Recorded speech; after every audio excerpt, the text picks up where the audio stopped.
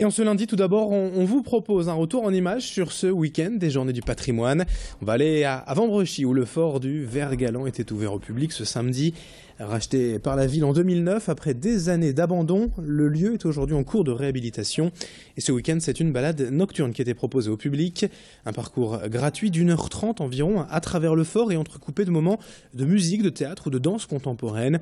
L'objectif étant de faire découvrir autrement ce lieu exceptionnel, riche en histoire. 90 personnes ont ainsi eu la chance de profiter de cette soirée au fort du Vert-Galant, dont notre journaliste Louis Caillet, qui a rencontré plusieurs personnes dans le public. Venu pour découvrir en fait un monument que je connaissais pas, notamment le fort du Vert-Galant. Je pense que c'est la région Nord, on a pas mal de choses à découvrir et voilà, je trouvais que c'était intéressant de venir le faire avec des amis, en famille. C'est une découverte, c'est une page d'histoire, comme il y en a tellement. Et franchement, je trouve que cet endroit est quand même très imprégné d'histoire, chargé aussi. Et ça serait vraiment dommage de passer à côté de ça. C'est surprenant, parce qu'en fait on s'attendait plutôt à une visite plutôt austère du fort du Vert-Galant, avec des vieilles pierres et de l'histoire. Et en fait c'est très vivant, puisqu'ils ont trouvé des artistes pour animer tout ça. Et c'est plutôt de bon goût, je trouve, et intéressant à entendre et à voir.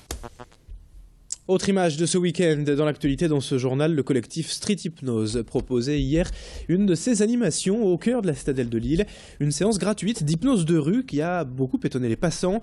Et chaque personne volontaire passait ainsi entre les mains expertes de l'hypnotiseur amateur et surprise, cela fonctionne pour tous. Alors évidemment, chaque personne a selon sa sensibilité une manière différente de gérer l'hypnose, de contraindre ou même d'accentuer le phénomène. En tout cas, la street hypnose vient des États-Unis. Le collectif, depuis 3 ans d'existence à Lille, compte déjà une quinzaine d'hypnotiseurs amateurs et ils se donnent rendez-vous dans un lieu public au moins une fois par semaine pour exercer leur talent et surprendre à chaque fois le public. Louis Caillet a suivi l'une de ces séances hier. C'est assez surprenant,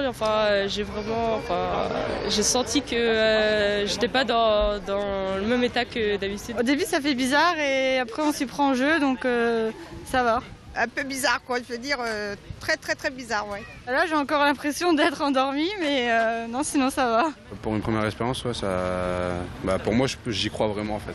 On se laisse guider par la personne qui nous parle. Je pouvais plus décoller les pieds, je pouvais plus parler quand il me rendait ma voix.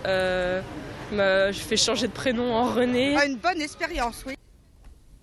Et dans l'actualité politique du jour, c'est ce lundi que le Conseil général du Nord va élire son nouveau président après la nomination au gouvernement de Patrick Caner au poste de ministre de la Ville, de la Jeunesse et des Sports.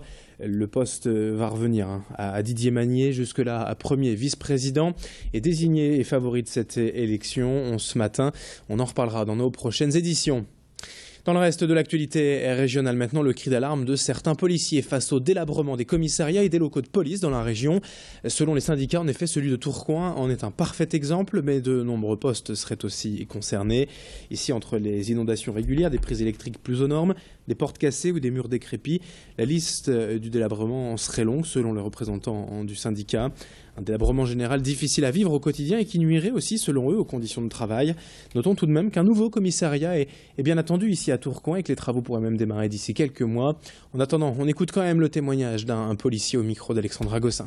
Je dirais que beaucoup de commissariats sur la métropole lilloise rencontrent ce problème de vétusté. Je pense à Wattignies, qui est vraiment particulier. Il y a même des bureaux qui n'ont aucune fenêtre, donc forcément travailler dans des conditions pareil, c'est difficilement acceptable pour les collègues. Après, on a eu des fuites à Villeneuve d'Ascq, avec la pression syndicale, je veux dire, qui ont été réparées assez vite. Mais l'ensemble des commissariats sont quand même concernés, à part le nouveau central, malgré sa nouveauté, on va dire qu'il y a quand même un problème de fuite dans certains bureaux quand même. Alors on termine avec ces images du Name Festival. C'était ce week-end, vendredi et samedi soir à Tourcoing pour la 10e édition de ce rendez-vous incontournable pour les amateurs d'électro. Cette année, nouveauté, la gare Saint-Sauveur proposait samedi en début de soirée un before dès 20h pour entamer la nuit.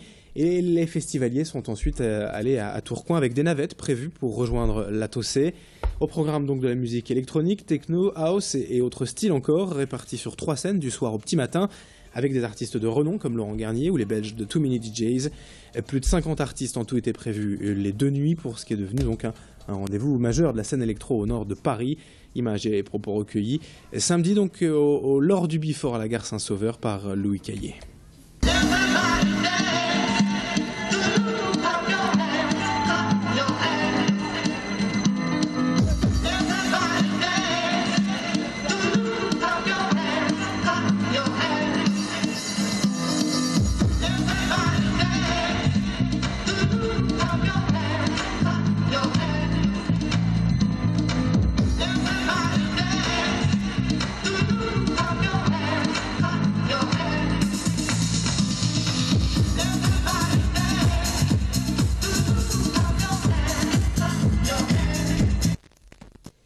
Et c'est ainsi que se termine ce journal. Dans un instant à suivre la météo et l'info au trafic. A tout de suite sur Grand Lille TV.